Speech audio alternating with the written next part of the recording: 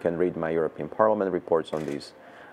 These have been the focal point of the inter-party dialogue facilitated by the European Parliament, and now the parliamentary dialogue process facilitated by the European Parliament, which I hope can continue with the newly elected Parliament, with the newly elected Narodna Skupština, and the structural issues have to be addressed. A number of the structural issues can be resolved within months, weeks. Some may take years because they need to kind of settle. And yes, if we have constant elections, and Serbia has had, now this was the third election since 2020, so in less than 3 years, 3 elections, you're in constant campaign. And when you're in constant campaign, then the parliament doesn't really focus on what it is tasked to do.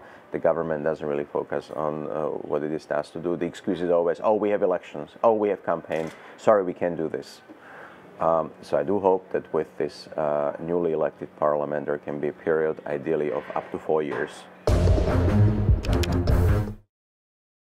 So, together with our partners in Narodna Skupština, if we're invited to do this, we will watch things very closely. It's also in the interest of Serbia's European path. Europe has to be back in Serbia's public life. That's my conviction at a time when EU enlargement is once again high on the EU agenda. I haven't really seen a lot of Europe being present here in public space, also in the campaign itself. I hope that this can change.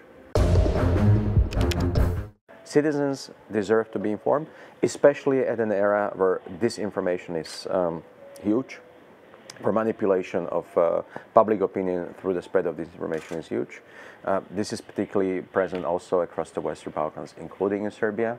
You know, we have also been very critical, for instance, of the fact that that fight against disinformation here is lacking. And sometimes even disinformation itself gets spread by a number of political figures, political actors.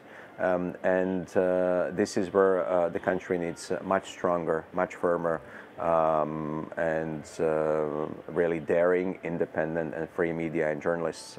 And I think this is something that could help change the landscape in the run-up to next elections.